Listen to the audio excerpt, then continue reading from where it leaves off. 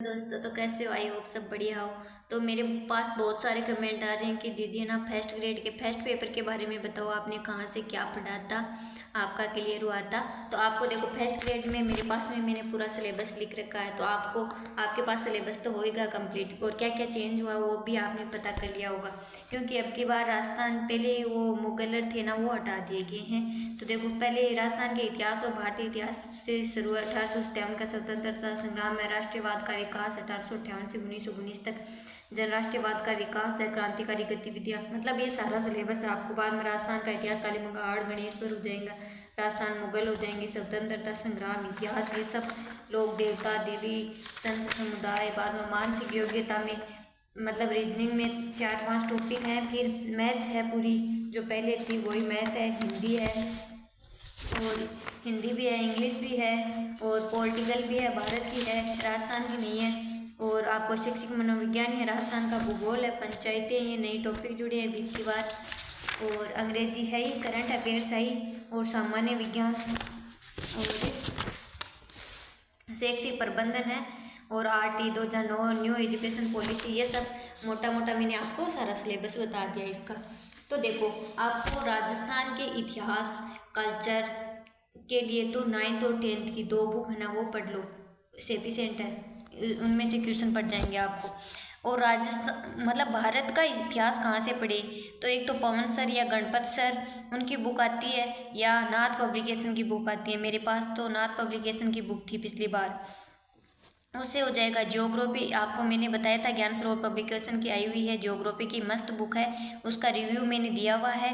और first grade की भी 3 बुक और आई हुई हैं ज्ञान सरोवर पब्लिकेशन से, वो मैं आपको रिव्यू दे दूँगी। से आपका शैक्षिक प्रबंध वो वाला कुछ पोर्शन हो जाएगा। और हिंदी के लिए आपको पढ़नी है, वो 9th से 12th तक है, दिशा प्रबोध ऐसे नाम, वो आपको पढ़ लेनी है। उसमें से 5 या 6 वो जितने क्वेश्चन आएंगे ना, वो निकल जाएंगी।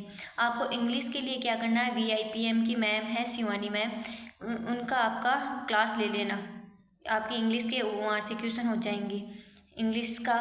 और करंट अफेयर को आपका 6 महीने का कम से कम करंट अफेयर आपको पढ़ना ही पढ़ना है।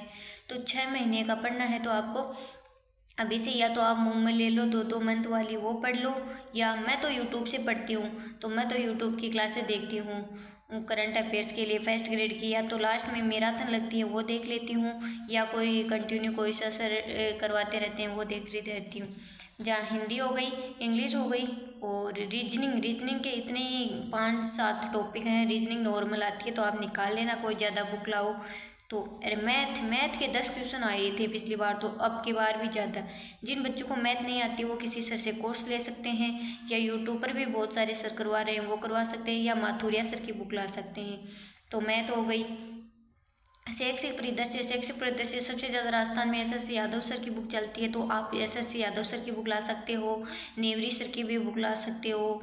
और मेरे पास तो नेवरी सर की भी थी, SS यादव सर की भी थी मेरे पास।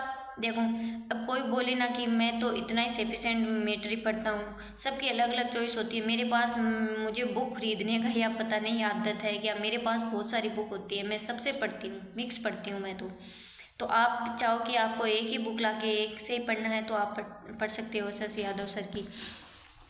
शैक्षिक परिदृश्य हो गया, और क्या रह गया फिर, विज्ञान के आपके 5 क्वेश्चन आएंगे, वो NCERT से करनी है आपको। 9th साइंस आपको NCERT से करनी है। 9th और 10th में जो टॉपिक है ना, उनसे हूबरू क्वेश्चन पूरे सेम टू सेम क्वेश्चन उठा के दिए जाते हैं। तो आपको क्या करना, वो सारे के सारे क्वेश्चन लिख लेने, तो वो क्वेश्चन हो जाएंगे। और शैक्षिक परिदृश्य मैंने बता ही दिया,